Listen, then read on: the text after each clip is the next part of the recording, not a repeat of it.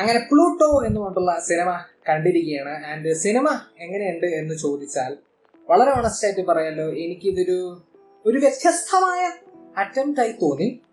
പക്ഷെ പടം ഒട്ടും പോരാ. ഒരു മെനയില്ലാത്ത ഒരു വളരെ മീഡിയോക്കർ ആയിട്ടുള്ള ഒരു സിനിമയായിട്ടാണ് എനിക്ക് ഫീൽ ചെയ്തത്. ഇതൊരിക്കലും ഇതൊരു മോശം സിനിമ എന്നെനിക്ക് പറയാൻ പറ്റില്ലെങ്കിൽ പോലും ഒരു നല്ല സിനിമ എന്നും എന്നെ കൊണ്ട് പറയാൻ പറ്റില്ല.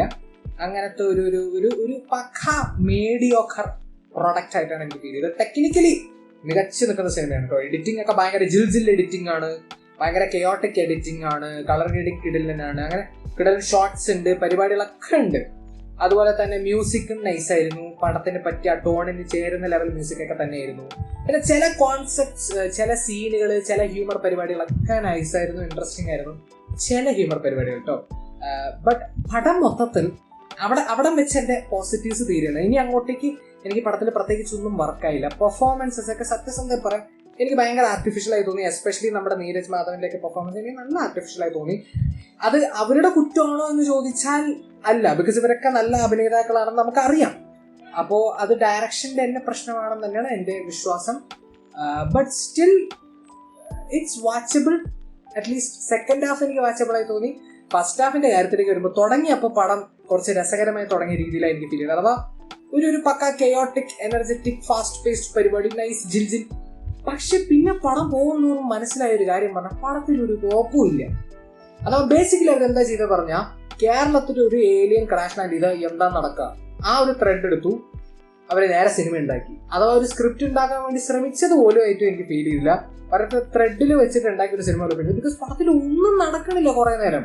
പാട്ടുകളൊക്കെ എനിക്ക് നൈസായി തോന്നിയെങ്കിലും ചില സമയങ്ങളിൽ വെറുതെ അനാവശ്യ പാട്ട് കുത്തിക്കയറ്റി വെച്ചു. ചില സമയങ്ങളിൽ ഇത് വല്ല മ്യൂസിക് ആൽബം ആണെന്ന് വരെ നമുക്ക് തോന്നിപ്പോകും. അങ്ങനത്തെ രീതിയിലാണ് പാട്ടുകൾ കുത്തിക്കയറ്റി വെച്ചിരിക്കുന്നത്. ഇതൊക്കെ പറയുമ്പോൾ പോലും ഒന്നുമില്ല. പിന്നെ എന്താണ് പറയാ, നമ്മുടെ മറ്റേ അജു വർഗീസ് പടത്തിലുണ്ട്. അജു വർഗീസ് എനിക്ക് പേഴ്സണലി നൈസായി തോന്നി. അങ്ങനെ പെർഫോമൻസ് എല്ലാവരും മോശമായി എന്നല്ല പറയുന്നത്, ജസ്റ്റ് മൊത്തത്തിൽ ഒരു ആർട്ടിഫിഷ്യാലിറ്റി ഉണ്ട് പെർഫോമൻസ്, ഡയലോഗ് ഡെലിവറി പരിപാടികൾക്കൊക്കെ. പിന്നെ ഫസ്റ്റ് ഹാഫ് അവസാനമൊക്കെ എത്തുമ്പോൾ എനിക്ക് പേഴ്സണലി നല്ല ബോറായിട്ടാണ് ഫീൽ ചെയ്തത്. അപ്പോൾ ഫസ്റ്റ് ഹാഫ് കഴിഞ്ഞപ്പോൾ സെക്കൻഡ് ഹാഫ് ഇനി ഇരുന്ന് കാണണമല്ലോ എന്നൊക്കെ എന്നെ കൊണ്ട് ചിന്തിപ്പിച്ചു. പക്ഷെ സെക്കൻഡ് ഹാഫ് ഡെഫിനറ്റ്ലി ഇച്ചിരി ബെറ്റർ ആയിരുന്നു.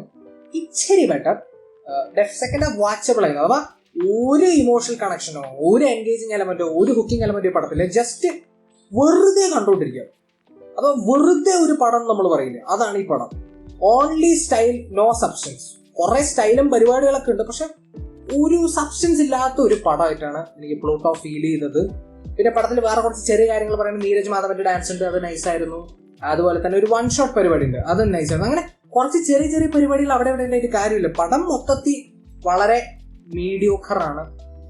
And that is about. പിന്നെ ഹ്യൂമർ ഞാൻ ഓൾറെഡി ചില സാധനങ്ങൾ വർക്കായി, ബട്ട് ഒരു 80-90% സാധനങ്ങളും നല്ല ശോകമായിരുന്നു. But still again it's not a bad movie, but it's also not a good movie. But that is my opinion on Pluto. നിങ്ങൾ സിനിമ കണ്ടവരാണെങ്കിൽ നിങ്ങളുടെ ഒപ്പീനിയൻ കമന്റ് സെക്ഷനിൽ ഡ്രോപ്പ് ചെയ്യാൻ മറക്കരുത്. വീഡിയോ ഇഷ്ടപ്പെട്ടെങ്കിൽ ലൈക്ക് ചെയ്യുക, ഷെയർ ചെയ്യുക, സബ്സ്ക്രൈബ് ചെയ്യുക, നോട്ടിഫിക്കേഷൻ ബെൽ അമർത്താൻ മറക്കരുത്. And I will see you guys in the next video. Bye.